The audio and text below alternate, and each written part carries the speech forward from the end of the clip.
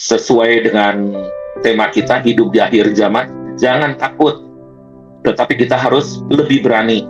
Jadi begitu banyak berita-berita yang mengupdate kita semua, itu membuat kita jangan khawatir, jangan takut, tetapi justru kita harus bersyukur. Di dalam era yang penuh kemuliaan ini, Tuhan sedang memakai kita secara spesifik sebagai orang-orang yang Tuhan pilih pada zamannya. Nah, peperangan semakin marak, bahkan kita melihat tanda-tanda di mana damai palsu sedang terjadi, dan kita akan melihat juga tidak lama lagi bahwa kemunculan sang antikris dengan pembangunan bait Allah, yang nanti juga antikris ini juga akan muncul dan membuat Islam, dan dia mulai akan melakukan begitu banyak kekejaman dan juga kepada orang-orang yang percaya kepada Tuhan, ya, orang-orang yang disebut sebagai pengikut Kristus di situ. Nah, sebelum itu nanti kita akan lihat dulu klip update-nya mengenai salah satu tanda dan syarat yang harus ada, itu adalah mengenai sacrifice, yaitu lembu merah atau red heifer, di mana kita akan melihat klipnya. Kenapa itu harus ada? Itu sesuai dengan kitab Bilangan 19. Bapak Ibu boleh baca sendiri nanti, bahwa itu merupakan satu ketentuan yang Tuhan nyatakan kepada umat Yahudi. Nah, tentunya kita bukan jadi orang Yahudi, tetapi mereka melakukan hal ini untuk menjadi tanda-tanda, ya, tanda-tanda di mana kedatangan Tuhan itu sudah semakin dekat. Nah, kita saksikan mengenai klip ini, ya, yang sudah kita tambahkan dan menjadi up to date buat kita semua. Shalom, saya dari Indonesia, rombongan dari Mercy Global Tour bertemu dengan Larry, ada di kandang lembu merah. Kita ada di Silo dan kita melihat ini real nubuatan, di mana yang sudah tertulis di dalam Bilangan 19 untuk pentabisan, untuk pembangunan, ritual untuk pembangunan bait suci. Dan kita lihat di sini lembu.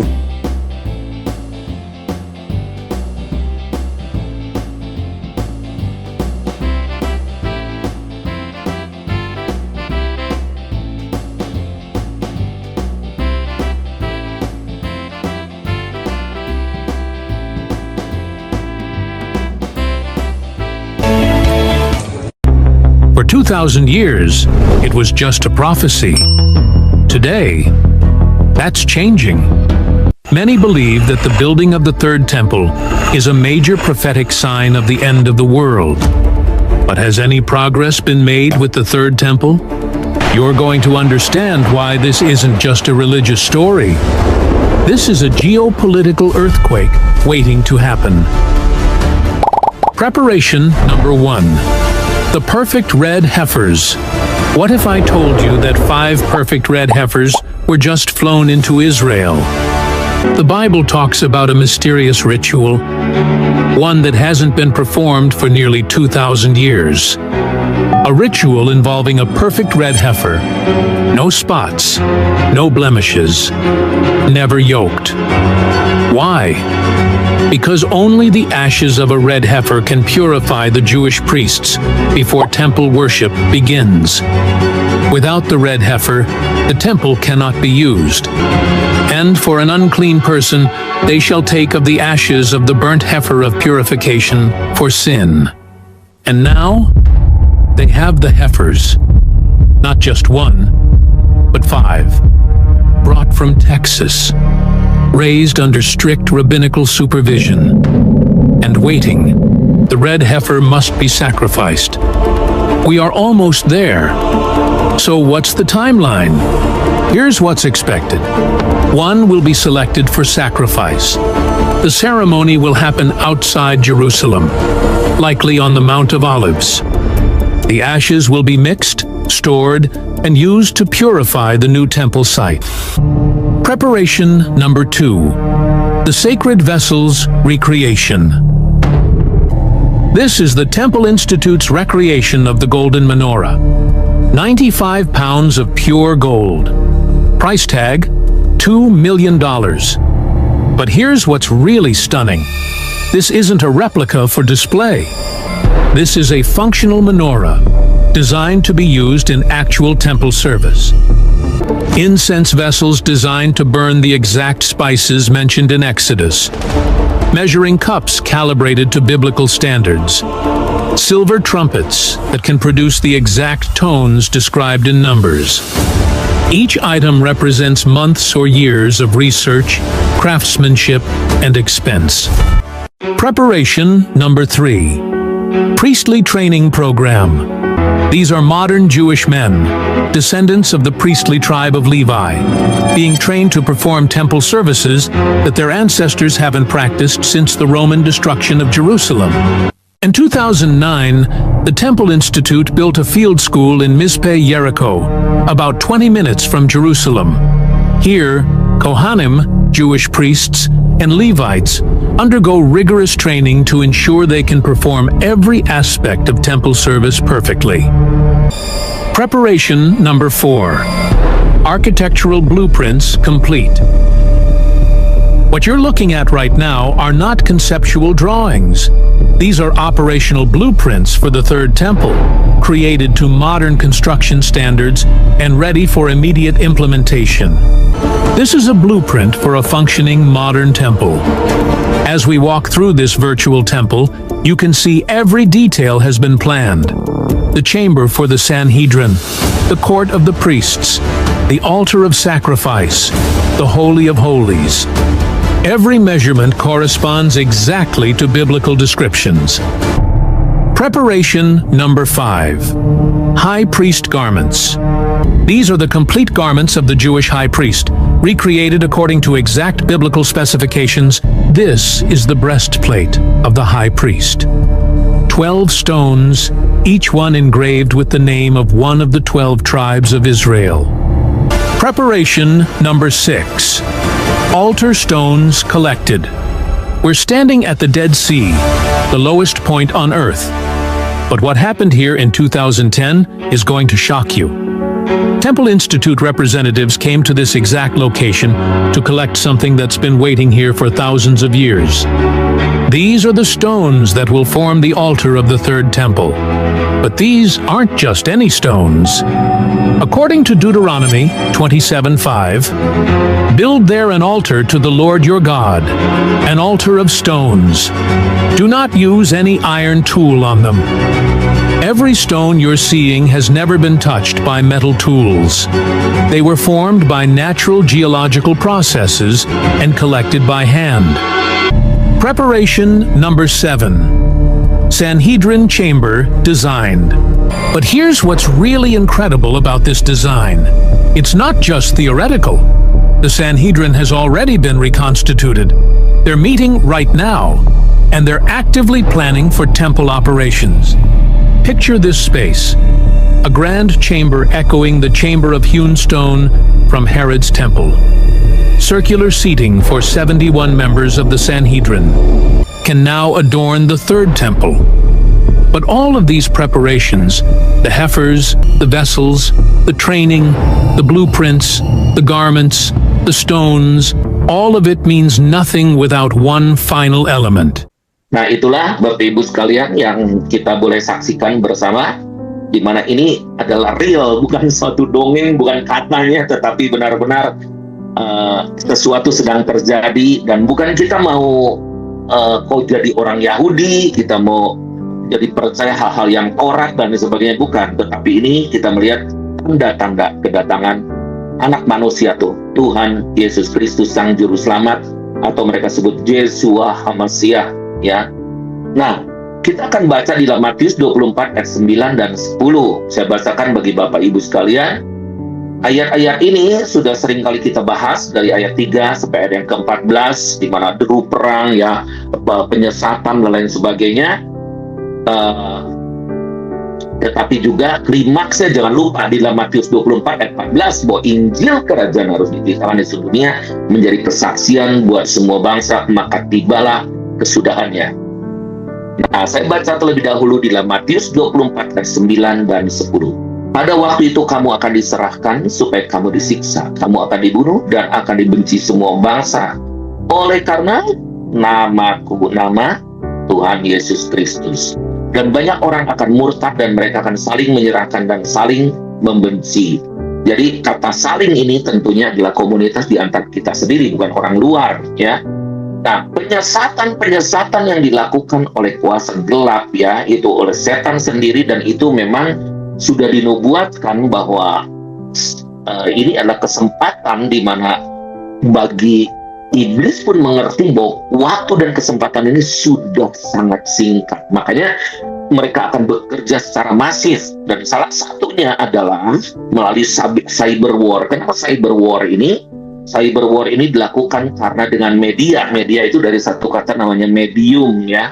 Itu media itu membuat chaos, membuat kekacauan. Saya juga hari-hari ini menerima banyak berita-berita yang itu sebetulnya dimodif oleh AI, termasuk muka saya juga, ya. AI, ya, yang sudah dilakukan, bagaimana perubahan muka saya, suara saya, wow, kan saya tapi sebagai saya punya feeling dan soulnya, ini bukan saya. Ini bukan saya. Nah, cyber war ini adalah sesuatu yang perlu kita perhatikan, ya. Nah, beberapa hari yang lalu di Manila ada seorang ahli AI yang benar-benar pintar banget, seorang yang brilian, yang sebetulnya tadinya mau direkrut oleh MBA, tetapi juga Mark Zuckerberg juga melihat nih orang potensinya luar biasa. Nah, mau direkrut tetapi dia lari, dan dia mengatakan begini, bahwa kita sudah hidup di era teknologi yang orang menjauh dari Tuhan. Kita ke Meta. Oh, Meta itu bukan dari Tuhan, tapi halusinasi, something yang dunia alam roh yang membuat kita jadi something yang menjadi image yang bukan daripada image-nya Tuhan sendiri. Nah, kita harus lihat mawasa tidak memetai. Nah, tetapi kita harus aware jalan ini licin, dan kita harus benar-benar hati-hati dan memakainya secara bijak. Nah, kita akan menyaksikan ini update daripada teknologi pada tahun 2026 dari hal-hal yang akan terjadi, ya. Dan ini super luar biasa. Bahkan baru saja saya dapat berita bahwa BYD, itu mobil yang pakai listrik yang banyak udah marak di Indonesia ini, mereka sedang membuat satu BYD yang dikombin dengan AI ini, yang pakai AI dengan menjadi mobil yang super pintar, lebih dari Tesla, bahkan bisa dengan kecepatan 450 km maksimal, dan bisa lompat, bisa terbang, bisa sampai ke air dan sebagainya. Super pintar sekali. Nah, mari kita saksikan cuplikan di mana daripada klip ini mengenai teknologi tahun 2026 yang akan datang. Mari kita saksikan klipnya. Di video ini, kita akan membahas 15 teknologi tersembunyi yang siap mengguncang dunia. 15. Komputer hidup dari sel manusia. Biokomputer ini menggunakan sel otak yang belajar, beradaptasi, dan bereaksi terhadap lingkungan. Bayangkan, AI yang benar-benar hidup, yang bisa merasakan stimulus seperti manusia. 14. Energi nirkabel jarak jauh. Dulu, kita berpikir charging tanpa kabel adalah masa depan. Sekarang, kita berbicara tentang energi tanpa kabel sejauh kiloan meter. 13. Otak buatan di dalam prosesor. Neuromorphic chip berpikir seperti manusia. Teknologi ini meniru cara neuron bekerja, bukan sekedar menghitung angka. Konsumsi daya super rendah, tapi kemampuan pembelajaran super cepat. 12. Komputer fotonik menggunakan cahaya. Komputer fotonik menggunakan cahaya untuk menghitung data. Kecepatannya bisa ratusan kali lipat lebih cepat dari superkomputer saat ini. 11. Kota versi digital di dunia virtual. Bayangkan setiap kota punya versi digitalnya yang hidup di dunia virtual. Jalan, gedung, hingga lalu lintasnya. Itulah digital twin generasi baru. 10. Internet tanpa kabel, tanpa sinyal. Ia menggunakan fenomena fisika entanglement, di mana dua partikel bisa terhubung secara instan tanpa kabel, tanpa sinyal. Artinya, komunikasi tanpa resiko diretas. 9. Pakaian pintar emosional. Perusahaan seperti Zenoma dan Emotek sedang mengembangkan pakaian dengan sensor bioelektrik yang bisa membaca tingkat stres, suasana hati, bahkan reaksi emosional. 8. Bahan material meta. Metamaterial adalah material buatan yang bisa mengendalikan cahaya, suara, bahkan gelombang radar. Versi militernya digunakan untuk membuat kamuflase optik, objek yang bisa membelokkan cahaya dan menjadi tidak terlihat. 7. Mencetak organ dengan printer 3D. Para ilmuwan kini bisa mencetak jaringan hidup dari kulit, tulang, bahkan jantung mini yang berdetak. 6. AI yang benar-benar memahami situasi. AI kontekstual akan memahami keadaan sekitar, ekspresi wajahmu, nada bicara, bahkan ruangan tempat kamu berada. 5. Sistem energi terdesentralisasi. Bayangkan jaringan listrik tanpa pusat, tanpa PLN, dan tanpa resiko mati total. Inilah konsep energi terdesentralisasi, di mana setiap rumah memiliki panel surya dan baterai yang saling terhubung, seperti jaringan internet. 4. Nanorobot di bidang medis. Nanorobot adalah mesin sekecil sel darah merah yang bisa masuk ke tubuh manusia. Mereka bisa menghancurkan sel kanker, memperbaiki jaringan, bahkan membersihkan pembuluh darah dari dalam. 3. AI yang dijalankan oleh DNA. Beberapa laboratorium sedang menciptakan AI berbasis DNA yang menyimpan dan memproses data menggunakan urutan genetik. DNA dapat menyimpan miliaran kali lebih banyak informasi dibandingkan chip silikon dengan ukuran yang sama. Proyek molekular AI dari Harvard bahkan berhasil menjalankan model kecil GPT di sistem DNA sintetis. Jika teknologi ini matang, data center masa depan mungkin tidak akan berbentuk rak logam, tapi tabung berisi cairan genetik. 2. Dunia virtual persisten. VR dan AR kini mulai bergabung menjadi satu dunia, XR persisten. Dunia digital yang tidak pernah mati meski pengguna keluar. Objek tetap ada, lingkungan bereaksi dan avatar memiliki memori. 1. Interkoneksi otak global. Dan inilah puncaknya. Brain to Brain Network, atau koneksi antar otak manusia melalui sinyal digital. Riset dari University of Washington sudah berhasil menghubungkan dua otak untuk bermain game bersama tanpa berbicara. Sekarang, proyek internasional sedang berusaha menciptakan jaringan otak global, semacam internet pikiran, yang bisa mentransfer konsep bukan kata. Bayangkan mengirim ide langsung dari pikiranmu ke pikiran orang lain tanpa mengetik, tanpa bicara. Jika berhasil, ini bisa menjadi evolusi berikutnya dari komunikasi manusia. Itulah 15 teknologi tersembunyi yang sedang diam-diam membentuk masa depan kita. Sebagian besar belum populer, tapi kelak akan menjadi bagian dari kehidupan sehari-hari kita. Sama seperti smartphone atau internet hari ini. Pertanyaannya bukan apakah teknologi ini akan datang, tapi apakah kita siap saat itu tiba.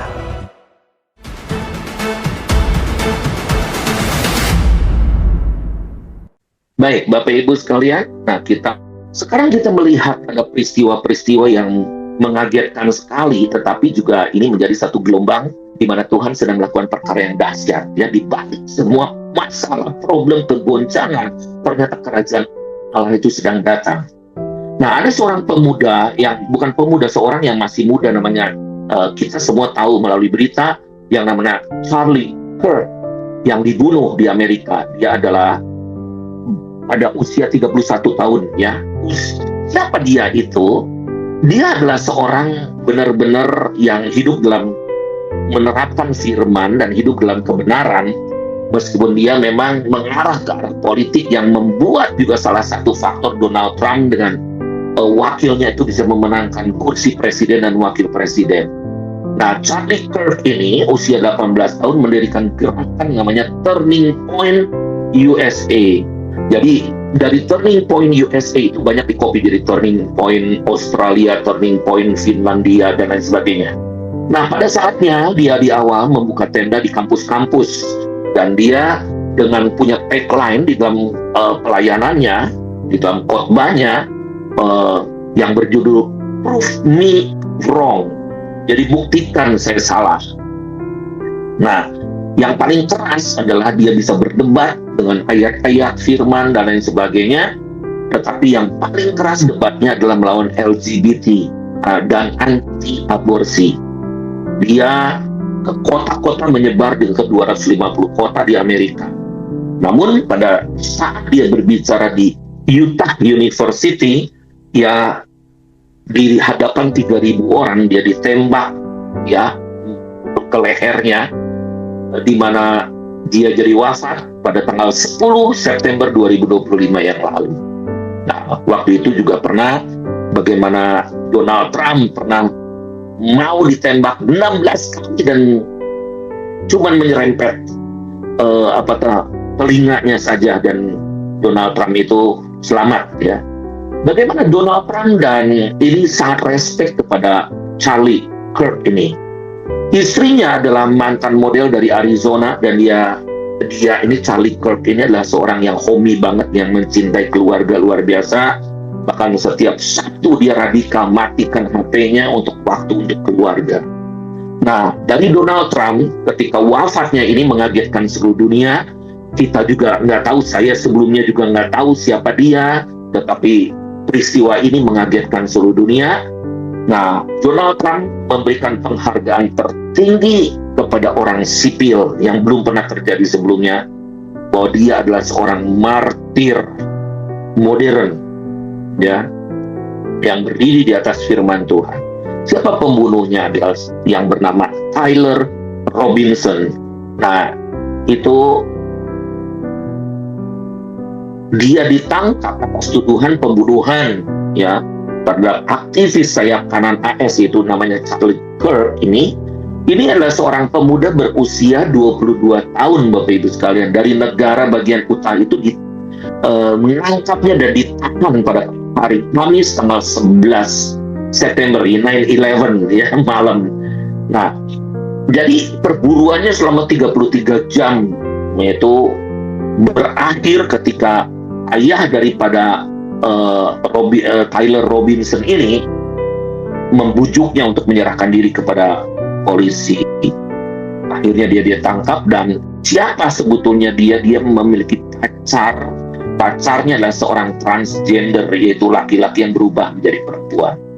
Nah, Charlie Kirk ini disebut martir modern, Bapak Ibu sekalian. Sementara kita tahu bahwa zaman dahulu ada seorang Stefanus, Rasul Kristus, menjadi martir pertama yang dilempar batu ketika melihat Yesus berdiri. Dia ketika dirajam batu, dia melihat bahwa Yesus berdiri di sebelah kanan Allah Bapa. Itu dalam Kisah Rasul 7 ayat 54 sampai 56. Yang firman Tuhan berkata begini, ketika anggota-anggota mahkamah agama itu mendengar semuanya itu sangat tertusuk hati mereka, maka mereka menyambutnya dengan gertakan gigi. Tetapi Stefanus yang penuh dengan Roh Kudus menatap ke langit, lalu melihat kemuliaan Allah dan Yesus berdiri di sebelah kanan Allah.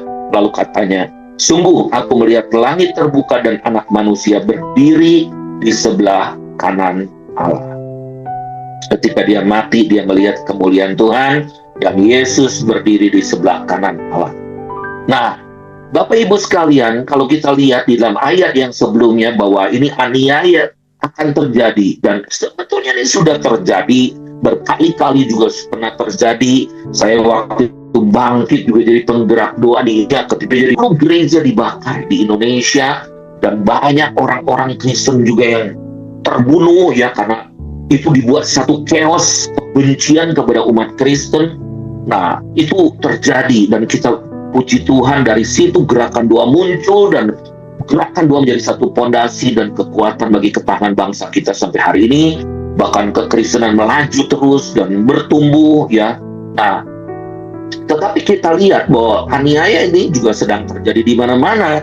Di mana di Nigeria ada lebih dari 100.000 orang Kristen yang dibunuh. Ini genosida yang luar biasa. Pada hari ini masih di Korea Utara, di Syria, Armenia, Bangladesh, Madagaskar, bahkan di China juga mengalami tekanan. Tapi justru tekanan ini akan membuat ada sesuatu yang muncul di dalam tekanan ini, yaitu gelombang orang-orang yang percaya kepada Tuhan Yesus. Gelombang ini adalah membuat orang yang tadinya tidak punya perhatian menjadi perhatian. Nah, contoh di Charlie Kirk ini ketika menjadi satu, dia dari kalangan anak muda. Nah, jadi anak-anak muda melihat apa salahnya dia, apa kebenaran yang dia sampaikan itu. Nah, Bapak Ibu sekalian, jadi saudara-saudariku yang dalam Tuhan, kita melihat ada gelombang pertobatan. Bahkan di Amerika ribuan, puluhan ribu, bahkan gereja dari Charlie Kirk sendiri itu jadi penuh dengan orang-orang pada hari Minggu ngantri ke gereja. Bahkan lucu sekali Bapak Ibu sekalian, banyak sekali anak-anak muda yang gak pernah berdasi, jadi mereka pakai dasi, pakai jas mau ke gereja, karena mereka berpikirnya ke gereja harus sopan dan itulah gereja gitu. Sementara sekarang yang khotbah aja pendeta-pendeta udah pakai kaos, udah pakai bujitnya bolong dan lain sebagainya gitu kan, pakai sepatu kets ya. Tetapi ini satu fenomena yang luar biasa, bagaimana gelombang ini sedang terjadi. Bahkan mereka mengatakan, aku udah pernah ke gereja sebelumnya, tetapi kali ini aku pengen ke gereja.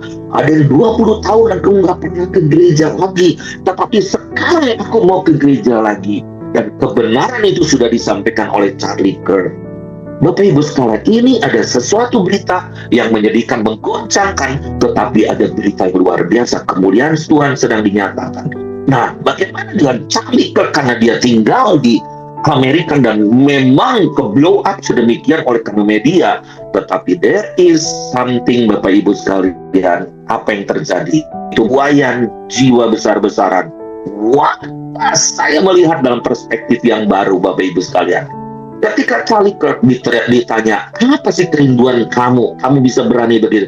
Dia menyatakan dirinya, aku berani untuk imanku dan aku berdiri di atas kebenaran itu. Nah, kita lihat Bapak Ibu sekalian, aniaya boleh terjadi, tetapi jangan takut, jangan goncang hati kita, karena kekuatan Roh Kudus itu akan membuat kita lebih mengasihi Tuhan dan mengasihi sesama. Nah, banyak kesaksian-kesaksian orang-orang akan benar-benar segera dengan hanya pertanyaan singkat aja. Kita hanya memberi perhatian, kita hanya memberi satu kata-kata, kalimat atau bagaimana yang menunjukkan bahwa kita mengasihi mereka. Oh, luar biasa. Dalam beberapa bulan ini, saya pernah waktu itu ada satu hamba Tuhan, dan saya ketika makan dengan mamanya hamba Tuhan ini, dan seorang hamba Tuhan ini WhatsApp, loh, Pak Daniel dengan mama saya. Ini mama kamu ya? Iya. Orangnya jahat, orangnya sulit bertobat, orangnya susah diinjili. Gak mungkin dia kembali kepada kekristenan yang sesungguhnya. Dia sudah dia jahat, dia juga banyak ini pria-prianya dan sebagainya, banyak hal-hal yang jelek. Tetapi ketika saya makan face to face dengan dia, saya berbicara hanya berapa kalimat. Saya katakan bahwa Tuhan Yesus mengasihi ibu. Ibu mau dipakai Tuhan. Apakah ibu mau dibaptis? Dan dia katakan, saya mau, Pak. What? Kok begitu cepat? Katanya susah, katanya jahat sekali, katanya diinjili oleh banyak orang, tapi nggak bisa-bisa. Kenapa mendadak? Saya juga sampai bingung bertanya, kenapa? Nah, besoknya 2 hari kemudian dibaptis.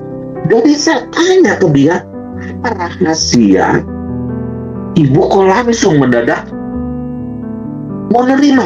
Sama anak ibu nggak mau, sama siapapun nggak mau. Tapi kenapa ibu langsung respon kepada saya?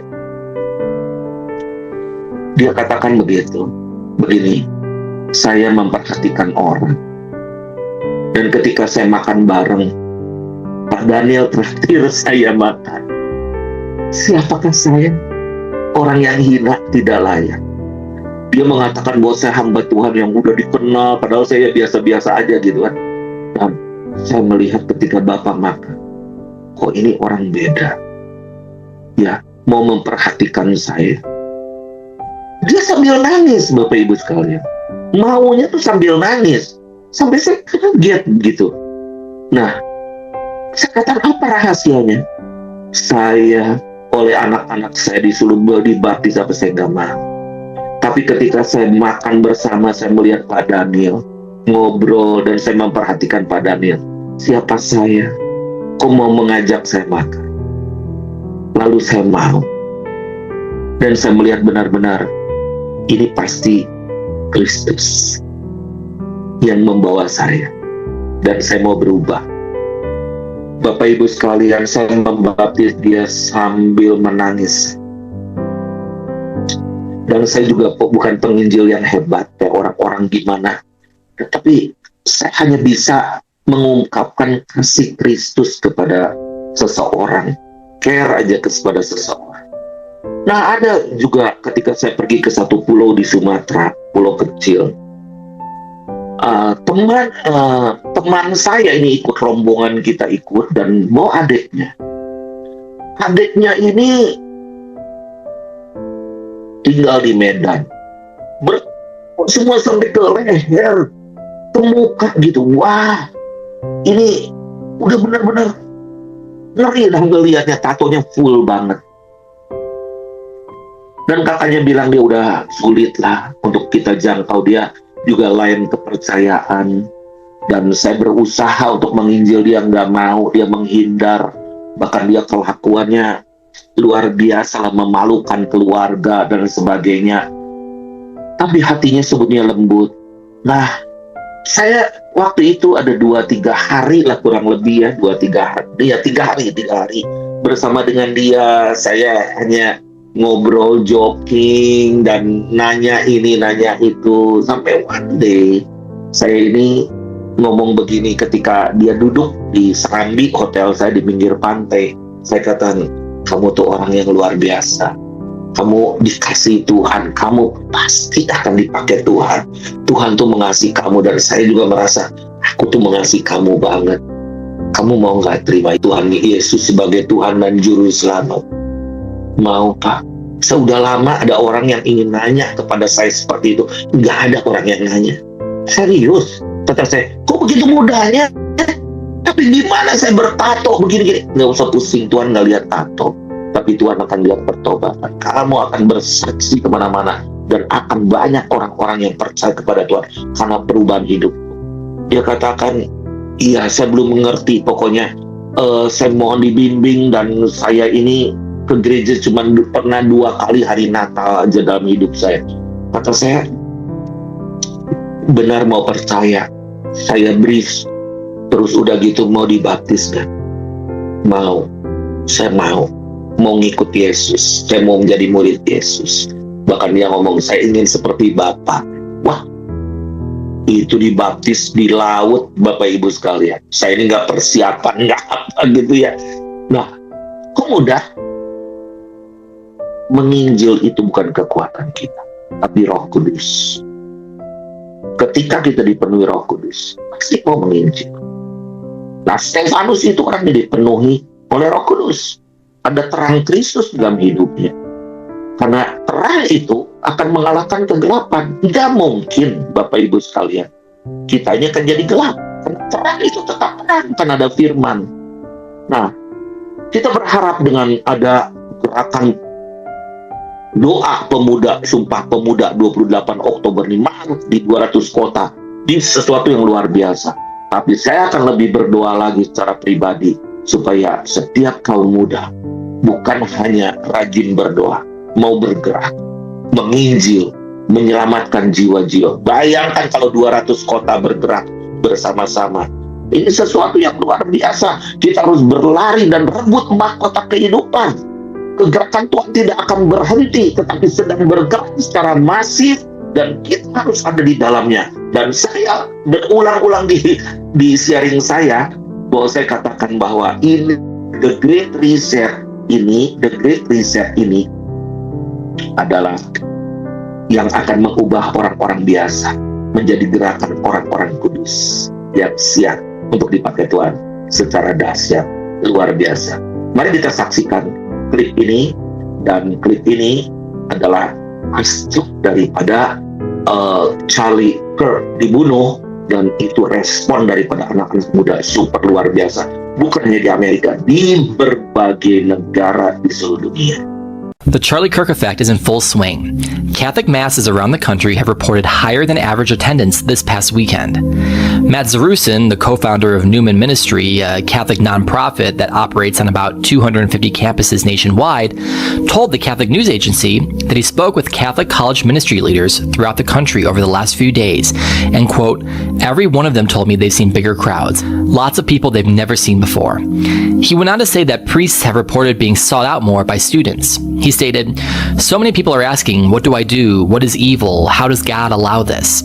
They are asking so many basic questions. The Vicar General for the Catholic Diocese of Salt Lake City, Father John Evans, said, "People were coming together before Sunday, praying privately, some in groups, praying the rosary and different prayers of different sorts. Americans and people all over the world are getting a crash course in good versus evil right before their very eyes. And when we see the cold, dead eyes of people who would commit such atrocities on the innocent, we're called to Christ and the church that he founded. We pray for the repose of Charlie Kirk's soul."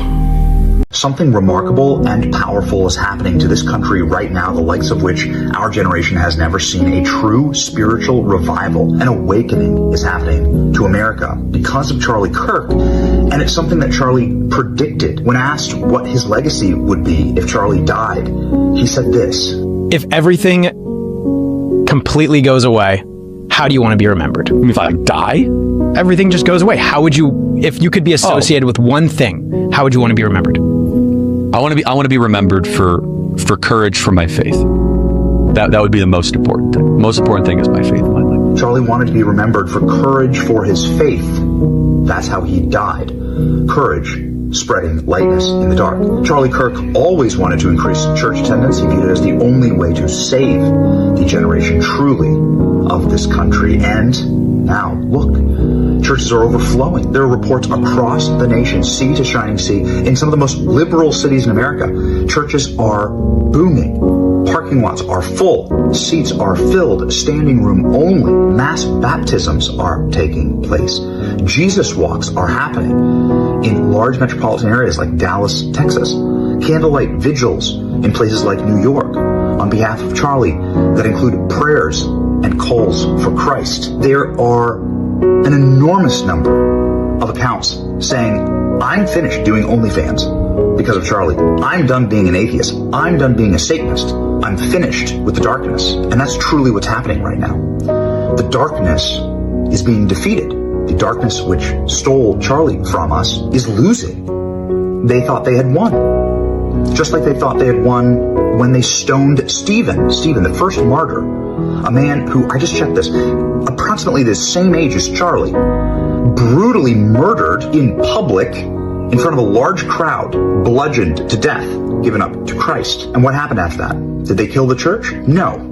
In fact, according to theologians, the murder of Stephen, the martyrdom of the Apostle Stephen, was the single largest expansion of Christianity in history. So what will happen next? I want to just give you a verse here from Hebrews 11:4. "Through his faith, though he died, he still speaks." God is going to use Charlie in more powerful ways than we can even comprehend. We will see wonders. And it's because of this. We're not fighting red versus blue. What we're fighting is good versus evil, darkness versus light. And God is the light. The truth is the light. And God will win. You're seeing it right now. I have been to church like twice my entire life. And since Charlie Kirk is unable to go to church this Sunday, I'm going to go and take his seat for him. And we'll see how it goes. Charlie Kirk, look what you did. No parking. No parking at all. None. Had to park like 5 blocks away from church because everyone wants to come now. Amen. Thank you, Jesus. Thank you, Charlie. We went to church today. It was the first time in 20 years. It was the first time for our children. We are raising 3 boys that will one day be men, and we want those boys to be as strong in their convictions as Charlie Kirk was. Here's the line for the second service, and there's never a line. By the way, there's never a line. Okay, I see. Thank you. I didn't know Charlie Kirk, never met that guy before in my life, and something else that I've never done before in my life is believe in God. I'm going to wear this suit to church. I'm going to go to church. I'm going to try to be a better father, husband, and leader for my family. My husband, Charlie, he wanted to save young men, just like the one who took his life. On the cross, our Savior said,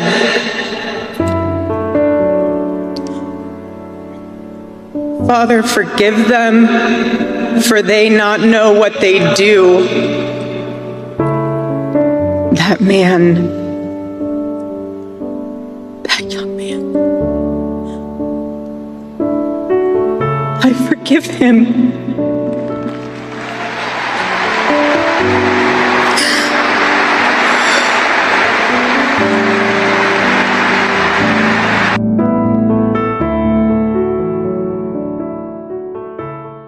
Ya, baik Bapak Ibu sekalian, mari saatnya. Di dalam firman Tuhan saya baca sebagai penutup di dalam 2 Timotius 3 ayat 1, 2, 3, 4, dan 5. Firman Tuhan berkata begini, ketahuilah bahwa pada hari-hari terakhir akan datang masa sukar. Manusia akan mencintai dirinya sendiri dan menjadi hamba uang. Mereka akan membual dan menyombongkan diri. Mereka akan menjadi pemfitnah, mereka akan berontak terhadap orang tua dan tidak tahu berterima kasih, tidak memperdulikan agama, tidak tahu mengasihi, tidak mau berdamai, suka menjelekkan orang, tidak dapat mengekang diri, garang, tidak suka yang baik, suka mengkhianat, tidak berpikir panjang, berlagak tahu, lebih menuruti hawa nafsu daripada menuruti Allah. Secara lahiriah mereka menjalankan ibadah mereka, tapi pada hakikatnya mereka memungkiri kekuatannya. Jauhilah mereka. Firman Tuhan ini jelas, saya nggak usah kupas, baca berkali-kali. Jauhi orang pencemooh, jauhi orang yang tidak suci, jauhi orang yang tidak berdiri dalam kebenaran. Karena saya tahu satu perkara, Bapak Ibu sekalian, kita sedang masuk dalam gelombang terakhir di akhir zaman, bahwa Tuhan akan pakai kita. Jangan sampai yang tertulis dalam firman Tuhan yang terdahulu akan jadi terkemudian. No, kita akan terus menjadi orang yang terdahulu. Kiranya Tuhan memberkati kita semua. Shalom.